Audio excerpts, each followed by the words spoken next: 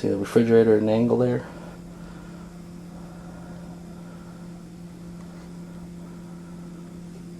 And then the ceiling, where that wasn't flood damage itself, that was water damage.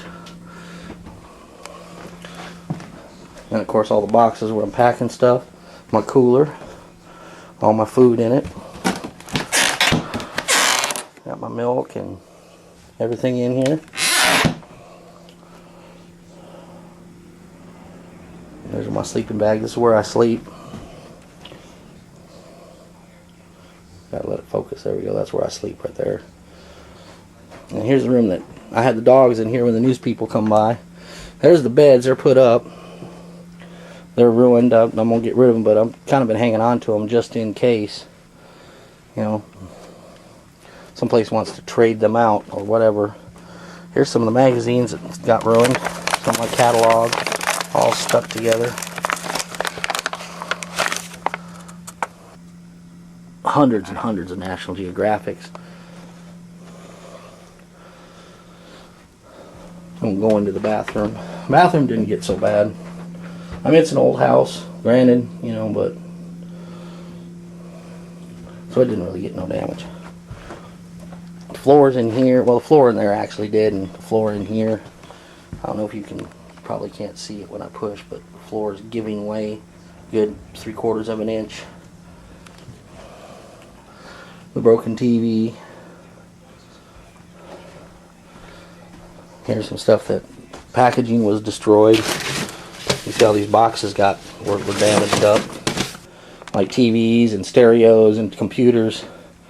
Can be just a simple amount of a few things in a box. And another little cooler over there with stuff. But this is the situation. And I'd probably sleep in here at night, but this heater don't work. So that's one of my heaters, but it don't work. You can see the boxes at the bottom. You know, it had water get up in it, so it don't work no more. Lost one of my fans. Actually had two of them lost. I got one there and one outside. But yeah, I got the heater in here, so I just close the door off and just sleep in here. And usually the dogs usually sleep on the chair. There's the pups. That's the herd. And coming soon, the herd. You all know what I'm talking about when you see it. Some of my video production's been put off a little bit, so I'm gonna put this on all the channels so everyone can see what, you know, why there hasn't been any real recent video. That's the puppy, Shadow, Patches, and Quintessence, or otherwise known as the little queen, little queenie. Yeah, they sleep in the chair. Sometimes they'll just pile up on top of me, just get warm. But like I said, I got the one good running heater right here, so. Which, I know, it's not ideal with all these boxes I'm packing stuff with. But, you know, you live the way you have to when you're in this kind of a situation. You know, I feel terrible for the people in New Orleans that are still going through stuff. So that's the situation of the house.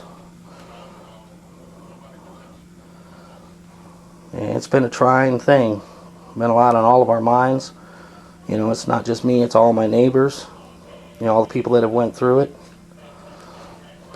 You know, we're going to go outside and I'm going to show you some things that happened outside.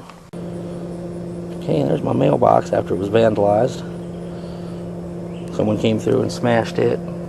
Doors on the ground. And it happened a couple days ago and I tried to put the door back on, but it just fell right off. I mean, it's broke. There ain't no fixing it. You know, there's earlier footage to show there was no damage, you know, nothing like this done to this thing before, you know. It's got a big gap in it where it was smashed. I had the trash can. The trash can was laying up there up against the fence on its side, and I don't care how bad I've seen the wind here, I've never seen it blow it that far up. But other people's trash cans have been thrown around, so that's not anything new that's happened. And if Dirt Lord's watching this, I hope he does. I'd like to say hi to him. Give me a holler, man. Yeah, it's been a trying time now. Trying to go back to this life and living in here, you know, it's, yeah. Oh, here's our wonderful gifts from the Red Cross. Let's move this because we didn't get any food from them. First time I'm speaking out about this. The woman who runs the Jackson County Red Cross, when I went in there the first day during the flood, after I got the pups out, she told me to go back in the house, try to find some peanut butter and jelly, make a peanut butter and jelly sandwich. If I didn't have bread, to go to the Salvation Army. Just a note in there, when I did talk to the Salvation Army, they don't carry bread. That's not something that they keep. But yeah, then the next day, of course, after the flood, they gave us all kinds of cleaning supplies. And you can see the little pamphlet, repairing your flooded home. Well, you know, it wasn't like this flood just happened. This was, you know, caused because of years and years, and even the engineer of the town even said that it was years and years. There's some more Red Cross stuff. Yeah, they're real good about bringing boxes of stuff. Yeah, just great about bringing boxes of cleaning supplies. There's some other things that got ruined. He's all got. Now this will show you. This is a box that's less than 5 years old. You can see what damage the water did to these boxes. How just devastated they are. They're stuck together. You can imagine that the boxes on those toys, some of them are from back in the 70s. So you're looking at maybe close to 35 years. That cardboard just fell apart. I mean, just you can see how new cardboard reacts. And even the box. These boxes aren't but a couple years old. And just to show you, you know, kind of some of the things that, you know, we've had to deal with. And I'm not the only one. I mean, there's 7 other families. We've all lost stuff. You know, I'm not going to go up into their homes and, you know, dig through their stuff, but they may not want people to see what they've had to go through. But I want everyone to know that it's, you know, it's this whole neighborhood. We've all suffered. 7 families. I won't give their names right now, but you know, it's a terrible thing. And then, like I said, to have the Red Cross tell you that, tell you that there ain't no food, and go eat peanut butter and jelly if you can find some in your house, when you got a foot of water, electricity sparking everywhere. I was glad the power board guys, they got right out there and turned that off when I talked to them, and they realized, you know, all these houses had power and had water in them. And some of the other things I'm gonna be doing as soon as I can get rolling again, and we're gonna get some more rants out there and stuff, and you know, talk about a little bit about, you know, the day of the August 17th was the day of my court, which was also the day of the flood. My lawyer informed the judge hours before we had to go to court what had happened, and Judge Word, Scottsboro City Judge, just would not give any mercy or lenience. He made me come into court over a misdemeanor, 2 misdemeanors, I'm sorry, which was a set-up deal. And if you watch my rant, you'll see that. But there's going to be some more evidence where the officer lies in court. He commits perjury to the judge. He changes his testimony midway, and nothing's done about it. The judge ignores it. Every plea by my lawyer to show that this was a setup, that the police set me up. When there's crack dealers running around in $40,000 home or cars, you know, getting $450 in food stamps for them and their kids. For now, I can't say no names, but you know, some people say, oh, maybe you ought to be worried. You shouldn't be talking about this. You know, people have told me that the police might even you know, come drag me down a street somewhere. We're gonna have a transcript up, and I'm gonna play it. We're gonna have the audio as soon as we get it cleaned up, so it's you can hear it, but it's real bad because it's like they purposely talk slow and low in the court, like, so you can't pick it up. But fighting for justice, fighting for freedom every day. That's what I'm about. That's what my job is. You know, some people say, well, we didn't ask you to do it. Well, sometimes people need someone to step up and say something. You know, need somebody that's not afraid. You know, I think there was how the old saying goes, no freedom was ever won by keeping silent. Nobody ever wins a freedom from keeping their mouth closed. Okay, this is the map of what the plan is, and this was just a submission by these engineers. Don't really care if you can get the number, but that's the engineers. Their plan sounds good. And if you look at the map, you see these little areas that are marked. You can see them through here. And here's where we are, right through here. Alright, you see that we're the last project. Project 10 is right here. Project 9 is down here, that's right below us. But they got and it's a smart plan. I've talked to my grandfather, and he was a ICBO certified inspector engineer over Denver International Airport, and you know, help the first 7 years in the construction of that. So the man knows what he's talking about. And he said this plan is a sound plan. Start up here,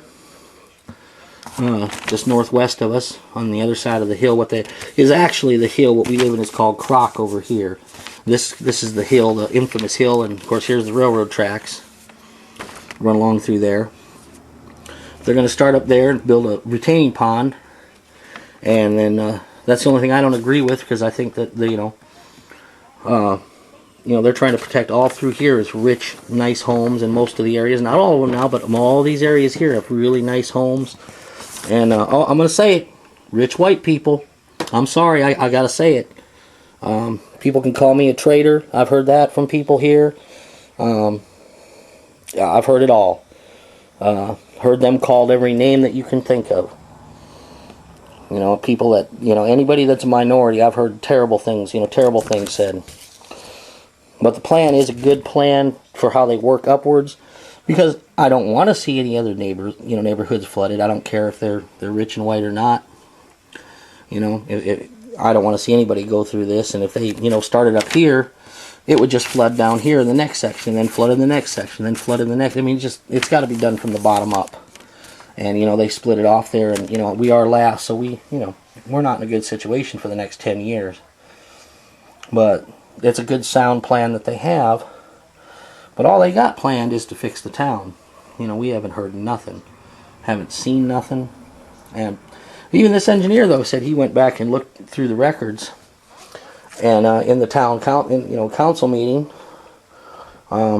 which at this point I don't know, may or may not end up online. It all depends on how things go. I've got some recordings that we'll see what happens, but they will definitely go to the news channels and go online on my channels. Let's just hope that they do us all right, and then take care of us all. We just want, we're not out to make no millions of dollars. We just want to get what we're due, what we deserve for what we went through.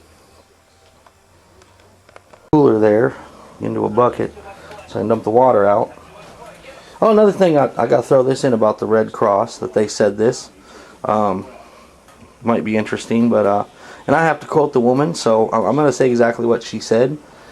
And the woman at the Red Cross told me, down at the courthouse in the basement there, she literally told me that if I didn't have peanut butter and jelly, which I mentioned earlier, that I should go to my boss, because she said, I know that he runs the Captain D's, and she said, well, why don't you see if you can get him to get food for all the people. Well, I kind of thought the Red Cross were the people that were supposed to help people out, and if she knew him so well, why didn't she call him and say it? Well, I think the bucket's almost done over there now.